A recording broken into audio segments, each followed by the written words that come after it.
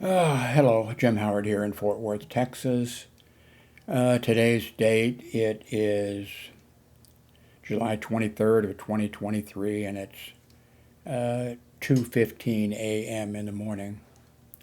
And I've been rearranging things, so there's stuff all over my bed. I'm rearranging things. Uh, I think I might have mentioned that I was going to put tools, because I had a whole bunch of tools, and not a lot, maybe not as much as a lot of people, a lot of guys who, I guess that's sexist, isn't it? Um, but I do have, soldering gun, drill, a couple of drills, and a whole bunch of stuff. And I started putting it in over there. And then I thought because, I mean, there's nothing, look, you know, well, I guess you could have pegboard someplace and have it, but, looks, it looked trashy. So I moved it back to the living room. Um,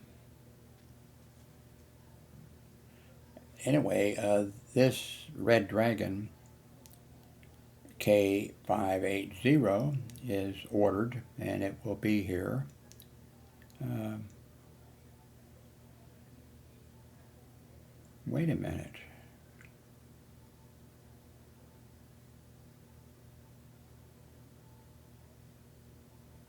It's supposed to be. Is this an old? Maybe this is old. Let me see if I can do this. Maybe I had this saved on the.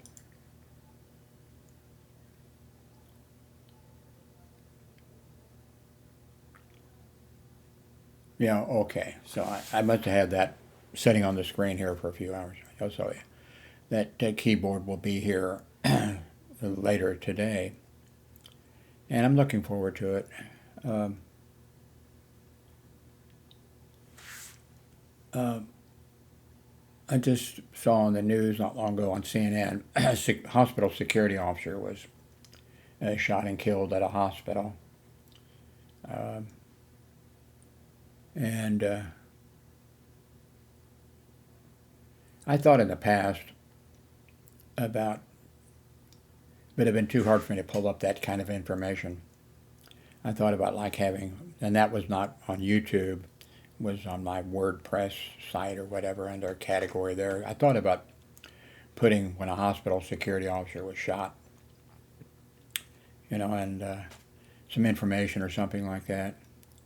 The first hospital I worked at, uh, St. Joseph Hospital, a long time ago, back in the 70s. We had two security officers shot there in the line of duty. Uh, Not at the same time, different shootings. Uh, then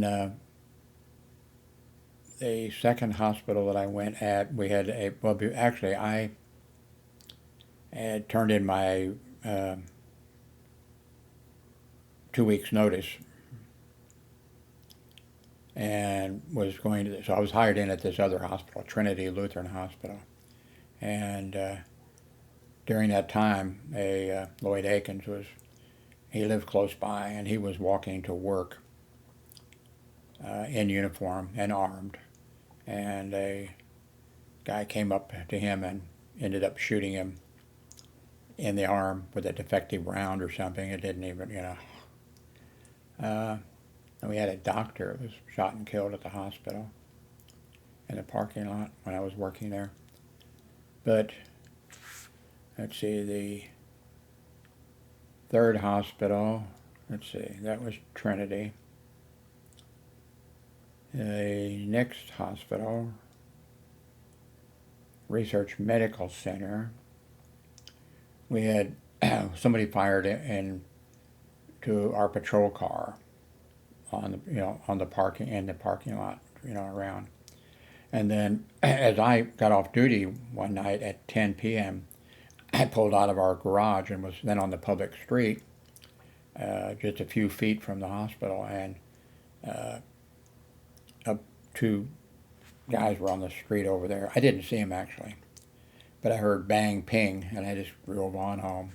When I got home, I looked. I was in a Volkswagen Rabbit, and had hit, right above my temple. It hit the guttering right there on the car.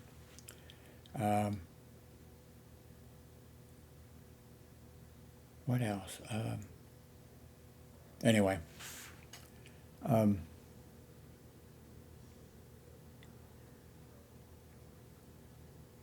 I, uh, back then, more, and I think it's changed, uh, back in the 70s and 80s or whatever, more security officers were killed in the line of duty than Kansas City, Missouri police officers.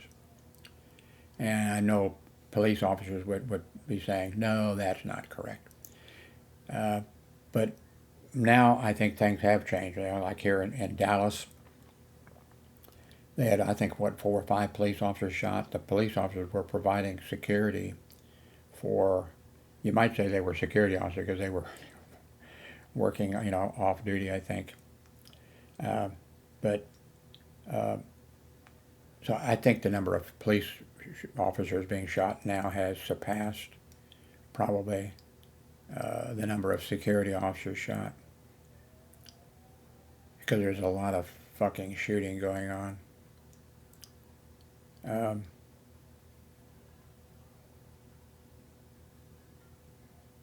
how did I get on that subject? Oh, anyway, I don't think there is, there's all types of, monuments and I think sites set up and things to, honor police officers and things like that are shot in the line of duty. And I don't think there's any that I know of, recognition for security officers that, are shot in the line of duty. Um,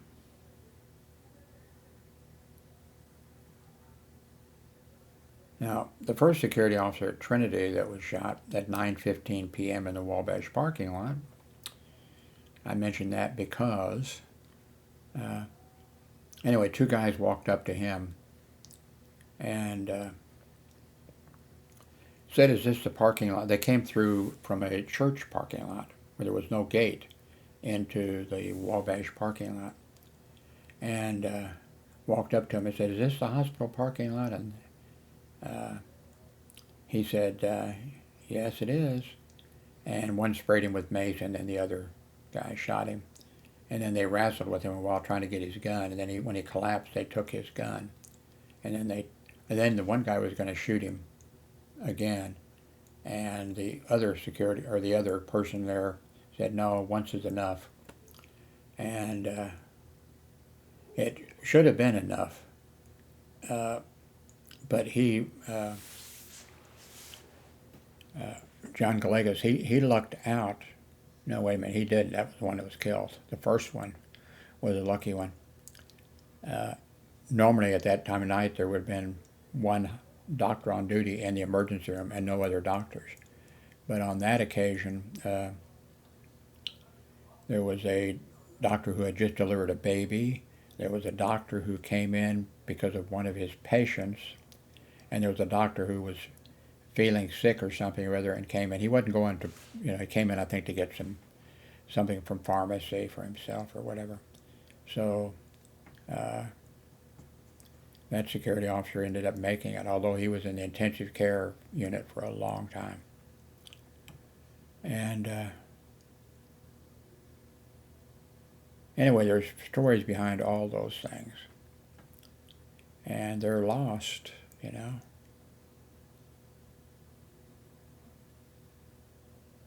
The first security officer that was shot, the one where they sprayed him with mace and then shot him, a few days after that, I was at the hospital. I think it was a weekend or something. I think maybe the Sunday paper, the paper was out there in the guard shack. And it said in Kansas City, Kansas, that at a liquor store, 2 robbers, and they robbed the guy and they sprayed him with mace or whatever. And I went and told the director of security, hey, we need to notify the Kansas City, Kansas Police Department and I said, we could even, have one of our officers go and, investigate this and pursue it. And he said, no, no, no, no. And so I didn't. And those two guys, um, later on, same guys, the ones that shot, uh, can't remember his name now, they shot him, and he survived. Those two guys ended up shooting a security guard a few blocks away from the hospital and killing him. And then later on, they shot a off-duty Jackson County sheriff who was, working in a grocery store, primarily not for loss prevention, but to make sure that they, that they weren't held up for money or something or other. And those two guys, one of them ended up, before they got finally arrested for the, one of them was working at the hospital where they shot the security officer. And he came out to the parking lot a few times to talk to me and eat his lunch out there or whatever. And he asked me, how's that security officer doing that was shot? Does he remember anything? And of course I said, no, he doesn't. But it really didn't pop in my mind, that, and it turns out, yep, those were the two guys. I think, if we had pursued that, maybe those two guys wouldn't have ended up shooting, the security guard at the bowling alley and the off-duty, Jackson County, if we'd have pursued that. But in a way, I ended up, when the second security officer was shot at St. Joseph Hospital, I've told this story before, so I won't go into great detail, but the hospital administrator, when the first security officer was shot, I said, there's, can't remember his name now. There's his blood. Now, are you going to, well, no, we hadn't had the second one. I said, there's his blood. Are you going, we need to do, do something. And he didn't, the hospital administrator didn't do anything at all. And then when the second one, because when the first happened, I said, okay, this was a security officer shot this time. Next time it may be a member of the staff, it may be a patient, maybe a patient's visitor, maybe, it could be anybody. And what you need to do is, blah, blah, blah. That was on the second one. And he laughed, the hospital administrator laughed, and said, oh, I don't know, maybe I'll get you guys some horses. And that was a mistake on his part. And then he went in the hospital, and I'm not going to go into great detail, except I sent and they all went, because the doctor's parking lot was right there, and they were pulling in for the morning, and I went over, there's John Galakis' blood on the ground. I just talked, and every one of them went to the administrative offices. And before long, the assistant administrator of the hospital came out and acted. He'd never come out before because he followed the hospital administrator around with his nose up his butt. And so he acted like he was coming out. Oh, Jim, I guess I don't need to go to my car. Yeah. Oh, by the way, we're going to put up a gate here, and we're going to get bulletproof vests for you guys and everything. And so I made up my mind that I would stick around till they did those things, and then I would move on because I knew my name had been circled. And that's what happened. I got sidetracked again. So, oh, um, in that someplace in that period there, before John Galegas was shot. Uh, well, when John Galegas was shot, uh, I didn't. It wasn't 2 weeks. Well, I gave 2 weeks notice, but the hospital didn't. Even with the doctors volunteering to buy the nuns probably wanted that for that they could send to their whatever they call it, and send to the Pope, that type of stuff. But when I got hired in at Trinity Lutheran Hospital, I went over and I was there, I think a week or two hired in, and then between 1 and 3, I forget what time, it was 2 or 3 hours, I had to go, and I was working the day shift then, and stand at the entrance to one of the parking lots to make sure that people got into the parking lot that should be getting into the parking lot. And in pulls this guy who worked at Trinity, who worked there, was one of the shooters. I didn't know that, at the time. But he pulled in and saw me. He was coming to work. He worked in food service. And he said, "Oh, Jim, what are you doing here?" And I said, "Well, I'm here to keep my eye on you." And I didn't smile or anything like that. He went inside and he immediately quit. And then not long after that, they ended up shooting the off-duty Jackson County, and the police, of course, got them. They got them for that. It's too bad that they didn't get them for the first time a hospital security guard was shot.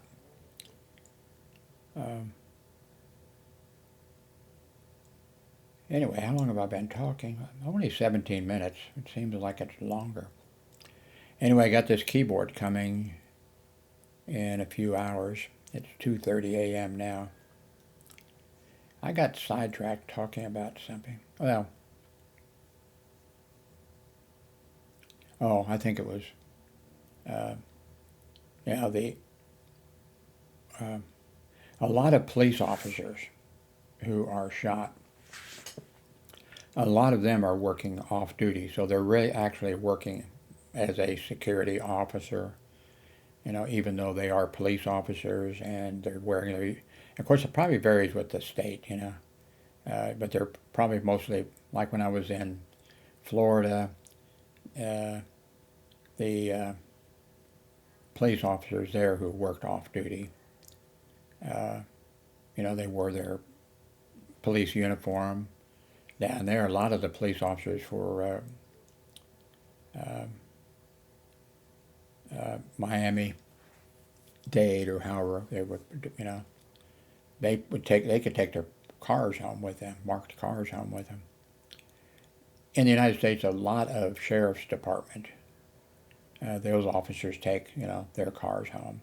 And I think a lot of highway patrol officers also in different states take their cars home with them for various reasons. But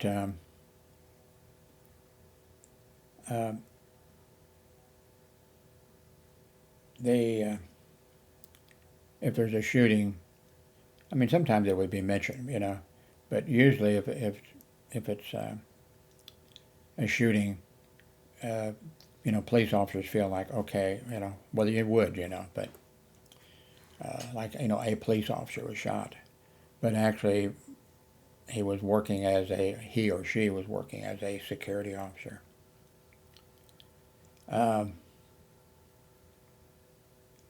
And I don't remember, and I'm sure that I'm not like God, I can't be everywhere. But there were plenty of places where I worked where off-duty police officer where it was used for something. and I never saw them do the job they should be doing. They came in, like one guy for the midnight shift came in, that was at a hospital when it was a Jewish hospital, and in fact I'd been on duty in dispatch and took the call like 3 a.m. in the morning, and somebody called and said, yeah, you tell your Jew buddies to stop renting these houses over on such and such a street, I'm not sure if the N word was used or what, but it was clear. So I wrote up the report and turned that in, and then that's when I was working there 2 days a week for a year to make money because I don't want to go into that again, but I had to make money, extra money for taxes. I've mentioned that, I think. So I was off for a week, and when I came back, because I was working 2 days a week and working full-time hospital security at another hospital. But when I came back, the guy said, "Oh man, we've had an off-duty police officer working the midnight shift, and he pulls in. He brings a pillow with him, a pink pillow, and he pulls into the parking garage up on like 5th level, and goes to sleep there. And then in the morning, the cars that are coming in, they wake him up because, in that garage, the 1st to 5th level, day shift was not allowed to park in there. The employees had to park above that. So he knew, was told or whatever, he could sit there and go to sleep, and then the cars would wake him up in the morning. But in Miami, I think on Saturday and Sunday, maybe Friday and Saturday, trying to maybe prevent a holdup or something, there was a Miami-Dade police officer was assigned there, and he would come there and to the food court area, or in that area where he should have been, really. But he'd come in and he'd go way down far into the mall where almost nobody went. And it was a small office supply store there, very small. And they had several computers hooked up, and you could pay, I forget what it was, a small amount of money per hour and use the computer. And they would come in, or the officer would come in, and that's what he would do. He'd be there the entire time. And everywhere else, they all considered it to be. Now, if you were an off-duty officer and you were working like at a bank, then I'm sure the bank probably would require you to be standing in the lobby or standing a certain place. But in general, those guys, because they think, hey, I'm a police officer. I deal with arresting people, and and I'm not a night watchman or a guard or whatever. I'm a police officer, and so they don't think that places generally don't have security officers unless they need security officers, and so if something's going to happen, you're going to be you're the person that's there, Anyway,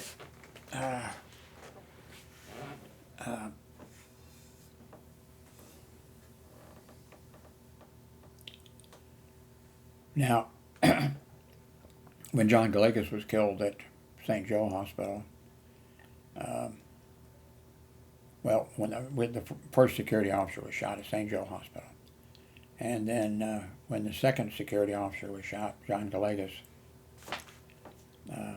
I was working day shift then, and when the first security officer was shot, I actually volunteered to go to the second shift to take his place, and then eventually I moved on to the midnight shift, and then I ended up back on the day shift, so I was back on the day shift. And Eugene Segan, a Kansas City, Missouri police officer, and a good one, about one of the best police officers that I've ever run across. Anyway, he pulled in that morning when John's blood was there, and when I was waiting for the hospital administrator to show up.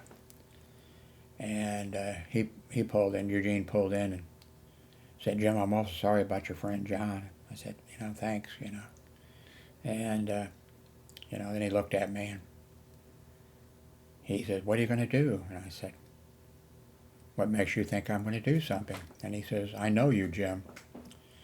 And about that time, the hospital administrator pulled in. And I went over, and I told you basically,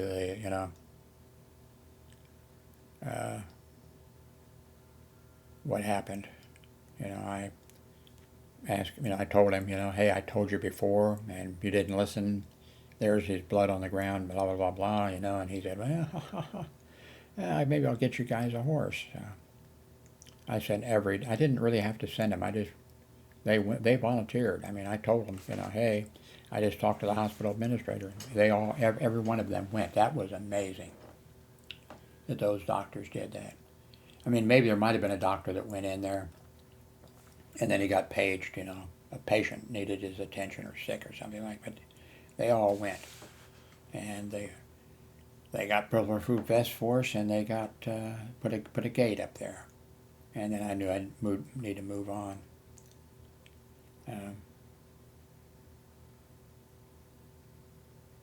But in Missouri one time, Missouri was a unique thing for security officers. I mentioned this before, but not in great detail, and I'm not going to go into great detail now. But Kansas City, there was a boss, a city boss or whatever, that ran the town, Pendergast, Tom Pendergast. And, he ran the town. They built, he was, a city hall was built, a courthouse was built, and with his materials, using his people, and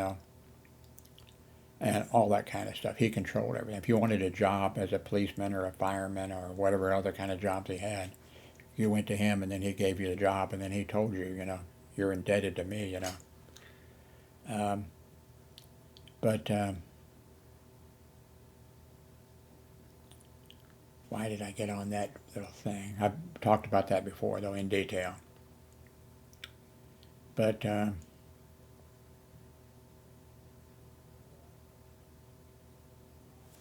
what I was going to talk about. Because Kansas City was so corrupt. Now, I don't know about St. Louis. Maybe it was, too. Kansas City's in Missouri, by the way, not Kansas. Well, there is a Kansas City, Kansas, right across the street, or the river. And, but the state, because Kansas City was so corrupt or whatever, they set up they took over the police department. And when I left in 2000, still, that was the situation. So a board of police commissioners was set up, and in the beginning, I'm sure the state picked the people.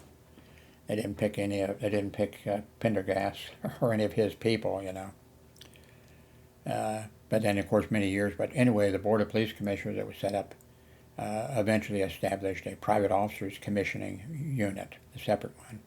But it was under the board of police commissioners, so that made it sort of unique. I don't know if there was any other of the states that had a situation like that. So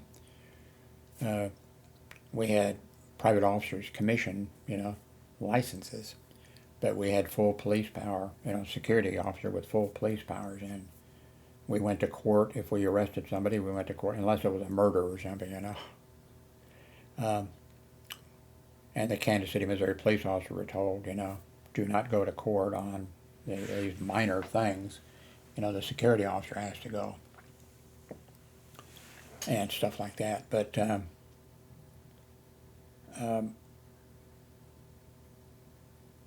where most states, I think, I'm not sure if we've got 50 states, but most states, they have some legislation set up by the state, In Florida, to show you its exact, because in the past I've mentioned something on here, and a few times I've mentioned something, and then somebody will say, from some other state, maybe even from Missouri, it might have been, that no security guard has police powers, and A security guard can't arrest somebody and blah blah blah blah. No, it depends on you need to look at the jurisdictions and stuff like that. But like in Florida, yeah, I worked down in Florida at couple couple of different places down there. I was in charge at a hospital in Florida of the security, unit. But uh, I was a supervisor for the guard company there, but I had we didn't have any police powers at all. In fact, in Florida, a security guard can't arrest somebody. And not only that, you can't make a citizen's arrest. Like some places, you know, security will be told, well, okay, you can't arrest somebody, but, you can make a citizen's arrest. And I talked in a video about the difference between, the pros and cons of that. Basically, the cons. Um, and I won't do that now. But back to Missouri, at some point, I heard that the state legislature was finally going to, because there's a RAND corporation that is a think tank or something that studies things. They come out with things, and way back then they came out with a thing about security in the United States, and it was damning. uh, the lack of training, the lack of certification, just everything, and the turnover rate was like 200%. That means that, say you have a security company that has 100 or 500 or whatever, it could be Burns or Pinkerton. Both those companies, I think, have been absorbed by other companies, but you could have 1,000 security, or you could have more than that nationwide. But in these other states, the thing that was set up with, anyway, for Florida, like I said, you had, I worked, in Florida I was in charge of the hospital security with no police powers at all, and I had to get away from that. It was because I'd worked 30 years hospital security, and then to go into their hospital there, that was a fucked up hospital, and also to be treated like total crap. Uh, they weren't even nice. Of course, I knew that when I went to apply to be a security guard at this company. I told them, when I went there, I filled out the application and everything, and I said I want a job, just sitting inside a lobby or something, and I don't want anything. I don't want that's all I want. Just I'll be in a lobby checking people in and out, maybe walking through the place and making sure the doors are locked or whatever. But and then I heard them talking, and I heard hospital security or whatever. I thought, oh shit. Came over. Oh, we saw your. I said nope, not interested. Well, we really need you. Not interested. Not interested. Well, you'd get. I forget how much it was more than the security officers were getting, because I was going to be in charge, but it wasn't a lot more. But anyway, the lieutenant or whatever says, well, I have to drive you over. I agreed, Got to drive you over to the hospital because the guy in charge of plant operations, that's where our little area will be, where we'd come in and get our radio and that kind of stuff. And anyway, he had my paperwork, my background check, and he says, wow, no arrests, no convictions, no tickets, no nothing. And I thought, Jesus, he says, oh, he says, I've never seen it like this. And I thought, Jesus Christ, who are you hiring it? Who is getting hired, And then he said, yeah, we've had some trouble. He says, there was other guard companies there. And he told me, they had a company, that they had security around the clock there. And one of at 3 or 4 a.m. in the morning, one of the guys, security guards, was in a closet in a meeting room, having sex with a maid or something or other. And the hospital administrator happened to come down to make sure that the meeting room was ready at 3 or 4 a.m. in the morning. What the fuck's going on, Uh, uh, and he said, the hospital administrator, unlocked the door. There they were fucking. And so the security guard said, who in the hell are you? And he just took his hospital ID, the CEO took it off and said, I'm the hospital administrator and you're fired. And of course the guy was working for a private security company, so I'm sure he went back to a private security company and they sent him someplace else. But then the guy was telling me, for a different company, security company, a shipment of laptops was delivered to the plant operations department, stacked up there or whatever.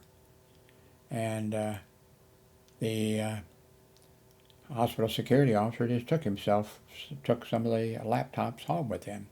And the next day when he came back, the police were waiting for him and he went to jail. And there was several others, things that I said there, I told this lieutenant or whatever he was, I said, you can't change that. You cannot undo it. Security will have people will be talking about this from now on, and there's nothing I can do to improve the situation at all. And that was the case. I don't know how many employees told me, And they had a head nurse for the emergency room, and there. And of course she told me the story. So they had to smoke outside, so there was a smoking area outside. And I go over there and kind of check in with them and stuff and patrol outside. Oh, we weren't allowed to go inside. Well, we could go inside, when we came on duty. All the other people that worked there all had a hospital ID card. And, well, we had a hospital ID card, but it was in the plant operations department. We had to come in and, knock on the door, and then they let us in, and then we could get our radio and the keys and get the ID card and put that on. And anyway, this RN who was in charge of the emergency room on the day shift or whatever, she's the worst nurse I've ever seen. I could not believe. The whole hospital was just unbelievable.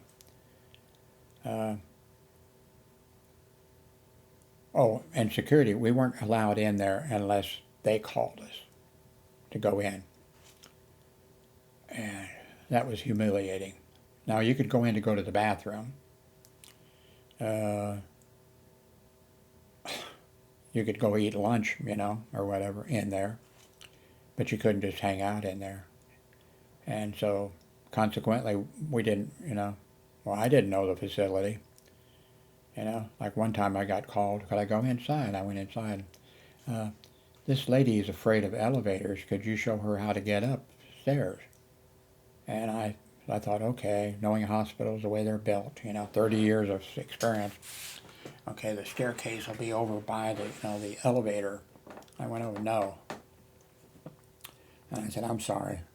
I didn't tell her why, So I asked an employee, where's the staircases? Oh, I think it's over so-and-so. No. So then I thought, okay, I've been outside the hospital and I see the fire exits, on the outside of the hospital. So then I took her over that way, and that was a way to get her, it was just, you can't do, and it was just, everything about that hospital was, I got called in a couple of times on, lost property. And how can I do? Oh, it just fucked up. Somebody comes into the emergency room and they take their clothes and their billfold or shoes or whatever, and they put them someplace. Now, if they get admitted upstairs or if they go to surgery or something, they probably, if it's something there and they're going to be leaving the emergency room, then they get their stuff back. But if they get admitted upstairs, sometimes the stuff stays in it's supposed to go with them. But and then so they go upstairs, and they go upstairs to a room, and then the next day they have, you know, uh, surgery. And so they go to surgery, and then from surgery they go to a different room on a different floor. They go to the intensive care unit and whatever. So, where do you think their belongings are, you know?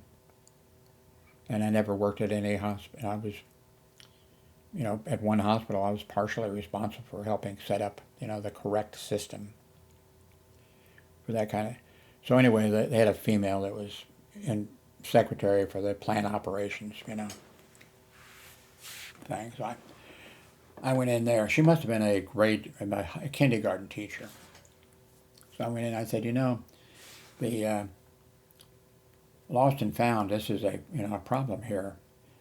And then I don't know if I can duplicate how a kindergarten teacher, but she was like,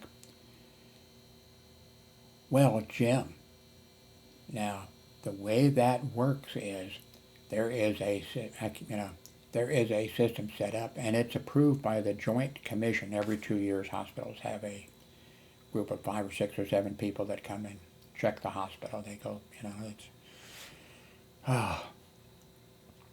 And she says, the Joint Commission, and I said, and I tried to explain. Let me explain. No, this is approved by the, I didn't say, how many Joint Commissions have you been through, Anyway. So, and 2, the plant operations guys were the ones who were, called to, if somebody left or something like that, or if something were found and security wasn't there, it was taken to plant operations. So they would get slippers, shoes, stuff like that, and they would throw them away. They didn't look inside the shoes, Well, they should have been saving it for X amount of time, tagged and all that kind of stuff. But they would take shoes and stuff, but they didn't look through the shoes to see if somebody put some valuables in there. Like a ring or a billfold or what. I mean, that was a horrible situation. I remember too, I was outside, of course, and then of course I saw, they had a helicopter pad that was quite a ways away, and I saw it, and then I saw, okay, they're doing some construction right up here by the ER drive, and I thought, must be a new helicopter pad. But the guys from plant operations, nobody said anything to me, Then I saw them, then they put up, the parking was real close to it, So then I saw they put up signs out there, if you park here, now they allowed parking there, If you parked here, your car may be damaged by gravel and other things. I thought, they didn't say helicopter thing, But I knew, because I worked at hospitals where we had helicopters and security had to control the to keep people from going out there and having gravel come up and hit them in the eye and put their eye out. And I mean, we just, But here I was just, so finally I said to the guy that was in charge of the plant ops, he was out there, I said, so it looks like you're putting a helicopter pad. Yeah, you're putting one in. He said, that's why we put those signs up over there, so that people, would know that you shouldn't park there because your car might get hit by gravel and everything.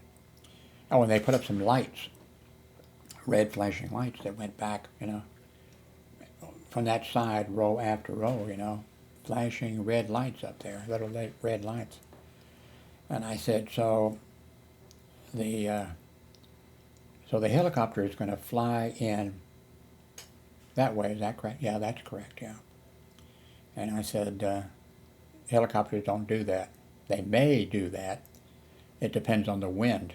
They come in depending on the wind and stuff like that. No, they don't do that. I said, well, okay. I knew they did because I had years of experience of, I mean, where I worked, where we had the helicopters, once a year we had to go through like a 2 hour orientation about, helicopters and where the, you know, where the thing is that you can hit if you can get in there without being chopped up by the blades, where we could shut down, you know, the blades if they're still going. Man, that was horrifically. I wish that was the last hospital I worked at. I'd worked in, the ones in the Kansas City area, but also, other hospitals that were slightly out of Kansas City, Missouri.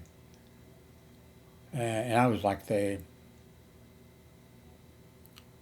guess they wanted to get rid of me after I had to file a grievance to go to the hospital that I lived in the town with. But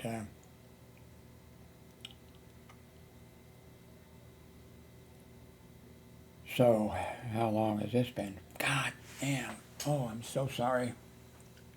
You poor people. Anyway, I wish I had not worked at that last hospital. I worked, different hospitals in the Kansas City area, and we contributed, security contributed, we, you know, I was on various, we had a patient. I came in for the day shift, and I heard them paging. It was like early in the morning. I heard them paging, "Would patient so-and-so please return to the room?" Huh, never heard that before. And then they paged again, and they paged again. So I went over to, I asked the security officer that was getting ready to go off duty, a patient left the hospital last night. We went out and looked in the parking lot and everything, couldn't find a patient. And so nurses called the home and said, "Hey, your father or whatever, apparently left the hospital, and if he turns up, the doctor wants him, here at the hospital, so, please, bring him here to the hospital. Call an ambulance if you need to, or whatever." The nurses said the right things, and stuff. Well, so anyway, one of the nurses finally went in to check one of the restrooms. It wasn't the patient's restroom in the patient's room, but it was an area. And she went in, and there he was hanging. He'd hung himself in this area. And he was a retired Kansas City, Missouri police officer. Well, I'm not sure he was a Kansas City, Missouri police officer. They just said he was a retired police officer. Now, the nurse who was in charge of that unit, he had left a note. And then once you know that he committed suicide and you read the note, then you know. But that nurse, and she was a good nurse, an RN, young, a good nurse. And I can see, but, security should have checked every door on that. It was on the 6th floor, I think. I forget. Doesn't matter. Should have checked every room. The nurses said that he left, and that they looked, but security should have gone and checked every room, even rooms like that are locked, where it's an air handling room, or where it's locked because there are the housekeeping mops and stuff. They should have checked every room. Anyway, the hospital set up a panel, director of nurses for the hospital, the nurse from that unit, the one that was in charge of the unit, and the one who read the note that he left, and me, on, how to handle situations like this. And so I was on that. There was just the three of us. I felt sorry for that nurse, because she had to feel bad. And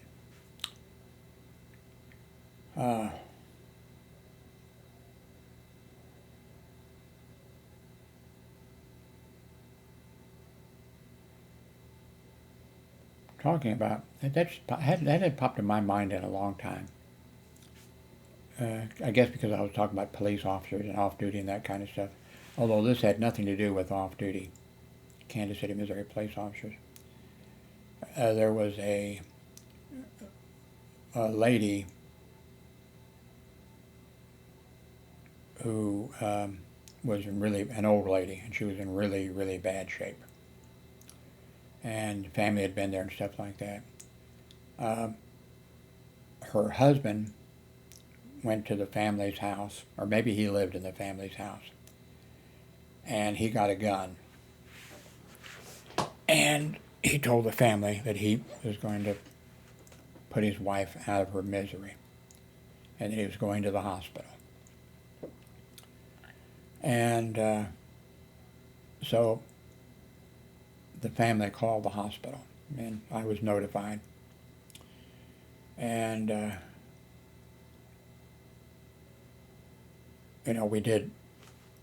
I was in charge.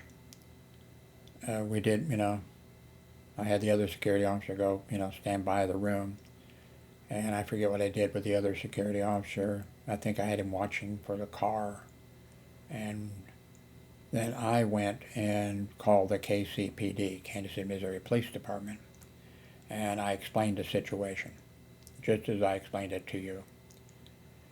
And the dispatcher said, well, if he shows up, give us a call.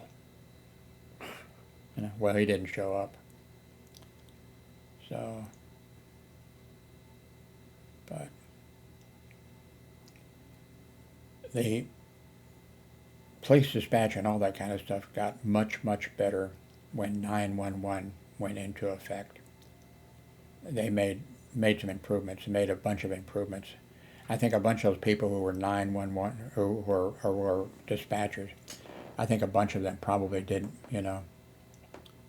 weren't kept on, because I had a son who became a 911 dispatcher, and the test that he had to go through, wow, it was hard. I mean, I wouldn't have been able to do it. Of course, one thing, my hearing would have not been good, with my hearing, could you repeat that? Especially if they had an accent or something like that. But anyway, he went through the training for the Kansas City, Missouri Police Department for that, and it was rough. And,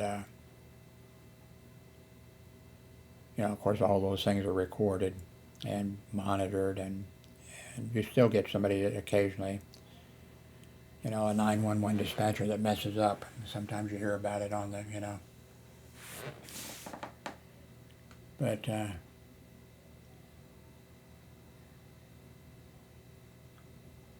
anyway, my son was, because he's really smart, he was, they just, people in charge of that dispatch and everything, they liked him. And they had, plans for him to be like a supervisor and all that kind of stuff, and he quit. And the money was, really good. But it is a lot of stress, an awful lot of stress. And of course, I couldn't have handled it. It wasn't the stress. Well, probably the stress too, but,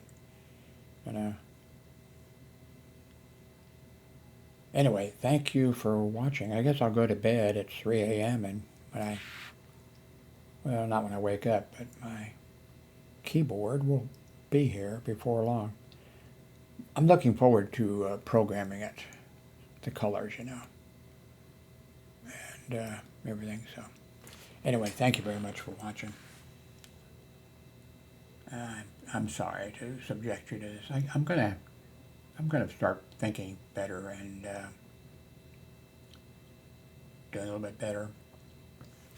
Maybe compartmentalize something, and also making it shorter and too, if something is long, which a lot of people do, a lot of YouTubers do, index it, and so it'd be down below. It would say, Jim Howard, such and such minutes, talking about the old days or whatever. You want to skip this, and then he talks about, a keyboard or a mouse or something, then I'm going to try to do better. So for right now, please forgive me. Mea culpa, mea culpa, mea maxa culpa.